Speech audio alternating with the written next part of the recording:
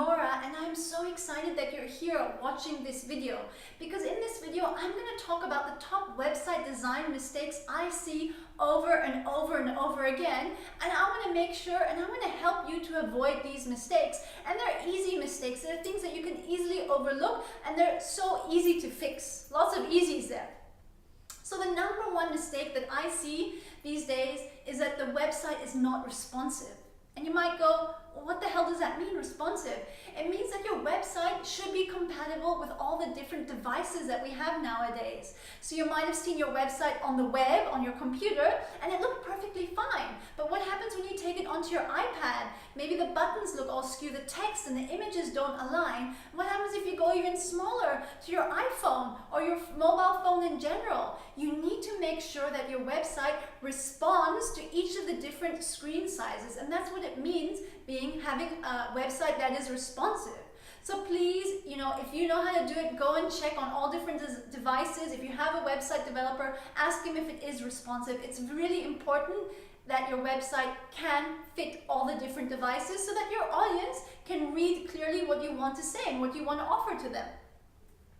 So the second tip that I have, and I see this over and over again, is that you're so excited that you have a website and you want to put all this information on there, which means you just end up having pages and pages and pages and pages and pages of text.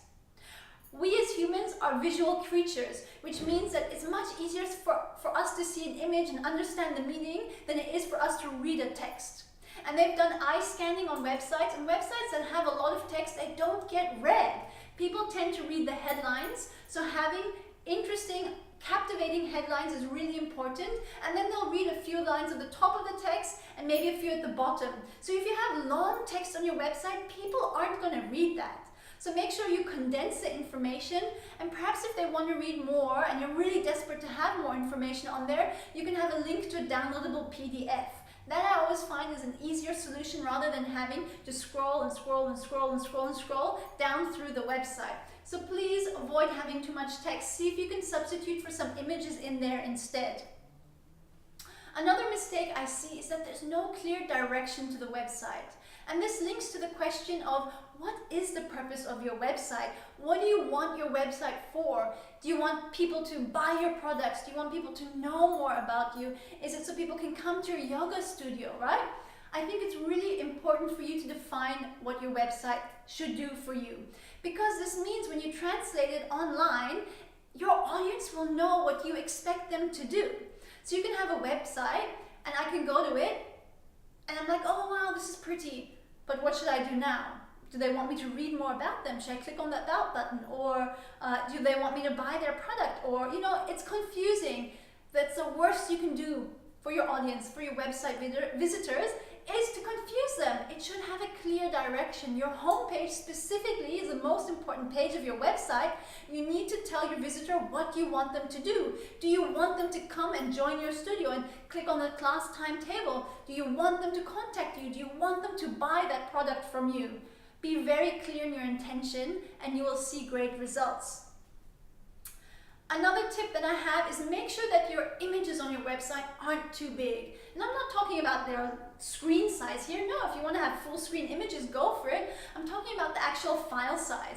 And I come across a lot of websites where the waiting and loading time is really long. And you know what? We as humans have very short attention spans. And if I'm on a website and it takes longer than 3 to 5 seconds to load, you've lost my interest. So you're losing potential customers if you don't have a website that loads fast.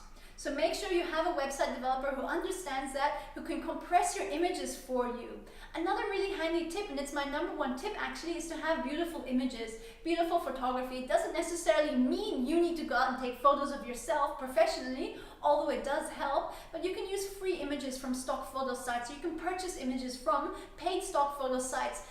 I can guarantee you any website you go to that you personally love, the images will be top quality and beautiful and meaningful. So that was a little tip that I snuck in there for you. Now I want to talk about broken links. There's nothing that triggers me more than going to a website and I click on something and it says 404, page not found, link is broken.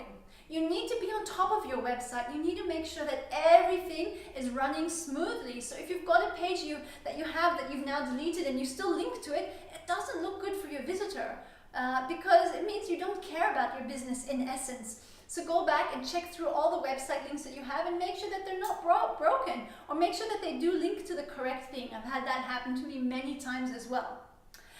Another thing I see is that there are too many pages on a website. So you got really excited and you had really long text, or maybe you have all these different pages so that when you go to the top navigation bar, you've got like 15 different things that you can go and click on.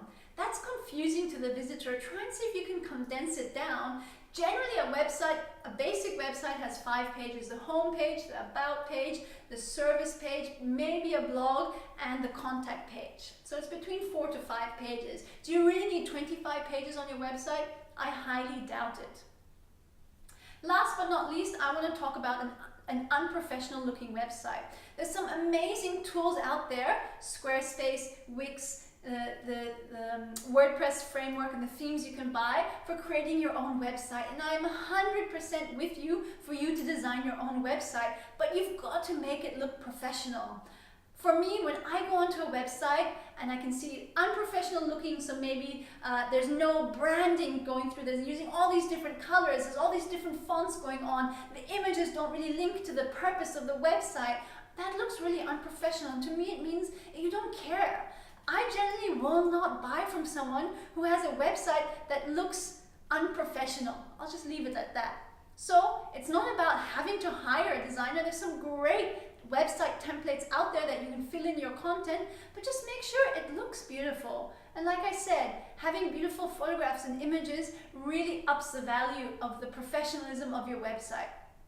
So those are my tips for you. Make sure, go back, have a look at your own website, that you haven't fallen prey to any of these common mistakes that I see, because I really want you to stand out online. So my name is Nora, and I'm here to create a beautiful online presence. Until the next video, until the next blog post, much love.